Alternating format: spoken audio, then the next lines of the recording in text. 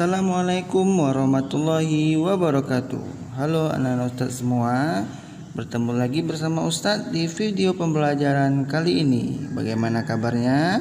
Mudah-mudahan antum semua sehat ya, dan tetap semangat mengikuti pembelajaran hari ini. Nah, hari ini kita belajar materi tentang lapisan bumi. Nah, sebelumnya antum harus tahu dulu tujuan pembelajaran pada hari ini. Di mana tujuan yang pertama yaitu antum mampu menjelaskan lapisan dan lempeng tektonik. Dan adapun tujuan pembelajaran yang kedua yaitu antum mampu mengidentifikasi fenomena gunung Merapi, gempa bumi, dan tsunami. Nah, untuk lebih jelasnya silakan antum semua simak penjelasan materi berikut ini.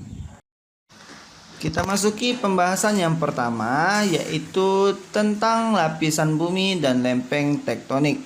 Nah, lapisan bumi ini itu ada beberapa. Yang pertama inti bumi. Nah, inti bumi ini terdapat dua, inti dalam dan inti luar.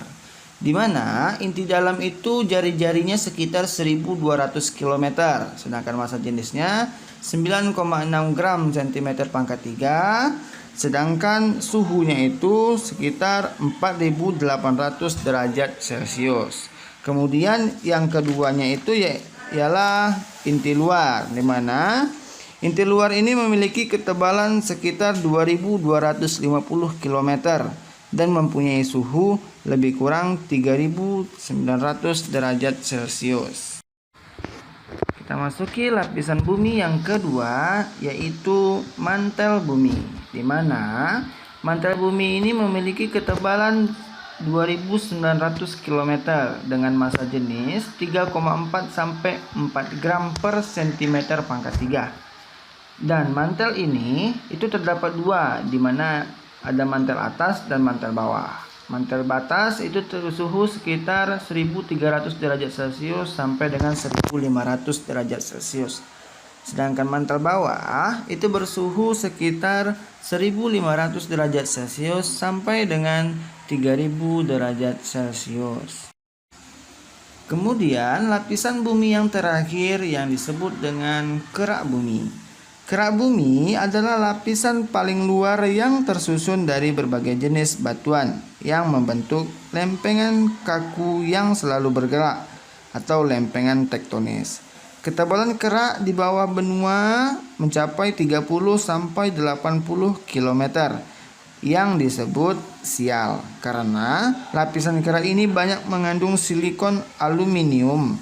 Kemudian untuk kerak di bawah lautan atau perairan mempunyai ketebalan 5 sampai 7 km dan disebut sima karena banyak mengandung silikon dan magnesium. Suhu di bagian bawah kerak bumi itu mencapai 100 derajat Celcius. Lapisan kerak bumi sampai ke kedalaman 100 km disebut dengan litosfer. Kita masuki pembahasan yang kedua yaitu tentang fenomena gunung Merapi, gempa bumi, dan tsunami. Yang pertama kita bahas tentang gunung Merapi. Permukaan atau kerak bumi yang sepertinya kuat, kemudian keras, itu ternyata terdapat retakan dan terpisah menjadi bagian-bagian besar. Hal ini disebut dengan lempeng tektonis. Nah, pada lempeng inilah samudra dan benua-benua tertanam kuat. Lempengan tektonis berada di atas magma panas yang mengalir di dalam perut bumi. Ketika magma bergerak, lempengan juga ikut bergerak. Terkadang magma meluap ke permukaan bumi melalui gunung berapi. Kemudian akibat tekanan yang sangat besar dalam perut bumi, proses keluarnya magma dari dalam bumi menuju permukaan bumi disebut dengan vulkanisme. Kemudian sedangkan magma yang disemburkan gunung berapi itu ke permukaan bumi disebut leher. Nah, kemudian selain membawa bencana, gunung berapi juga memberikan manfaat kepada kita. Di antaranya berikut ini, seperti gunung berapi yang meletus dapat menyuburkan tanah, kemudian mengeluarkan material kerikil, batu, pasir dan sebagainya. Kemudian selanjutnya fenomena gempa bumi atau seisme. Gempa bumi atau seisme adalah getaran yang dirasakan di permukaan bumi akibat kekuatan dari dalam bumi berupa aktivitas tektonisme, vulkanisme, dan reruntuhan lapisan bumi. Nah, faktor-faktor yang menyebabkannya terjadi gempa bumi ini ada beberapa. Yang pertama yaitu disebabkan oleh kegiatan gunung berapi yang disebut dengan vulkanisme, yaitu saat tersumbatnya gerakan magma keluar dari dapur magma melalui lubang kepundan. Gempa akibat kegiatan gunung berapi itu disebut dengan gempa vulkanis. Kemudian yang kedua, pergeseran lapisan kulit bumi, yaitu aktivitas kerak bumi berhubungan dengan peristiwa tektonisme atau pergeseran lapisan kerak bumi akibat tenaga dari dalam bumi. Kemudian yang ketiga yaitu reruntuhan tanah, misalnya pada gua, di dalam tanah, atau di bekas pertambangan yang memiliki lorong di bawah tanah. Kemudian gempa yang diakibatkan oleh runtuhan tanah ini itu disebut dengan gempa terban.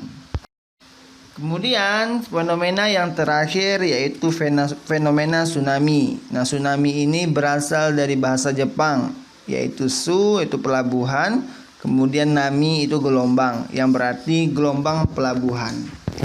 Nah, ini merupakan perpindahan badan air yang disebabkan oleh perubahan permukaan laut secara vertikal dengan tiba-tiba. Nah, perubahan permukaan laut tersebut bisa disebabkan oleh beberapa, seperti contohnya itu oleh gempa bumi yang berpusat di bawah laut. Kemudian ada letusan gunung berapi bawah laut, kemudian ada longsor bawah laut, ataupun hantaman meteor di laut. Ketika terjadi tsunami, ketinggian gelombang di laut dalam hanya sekitar 1 meter, tetapi ketinggiannya meningkat hingga mencapai puluhan meter ketika mendekati pantai. Nah, demikianlah penjelasan Ustadz tentang materi lapisan bumi. Bagaimana semuanya sudah bisa memahami ya atas penjelasan yang Ustadz jelaskan tadi. Dan terima kasih untuk yang telah menyimak penjelasan Ustadz tadi. Ustadz mohon maaf bila terdapat kesalahan dalam penyampaian materi. Ustadz akhiri, wassalamualaikum warahmatullahi wabarakatuh.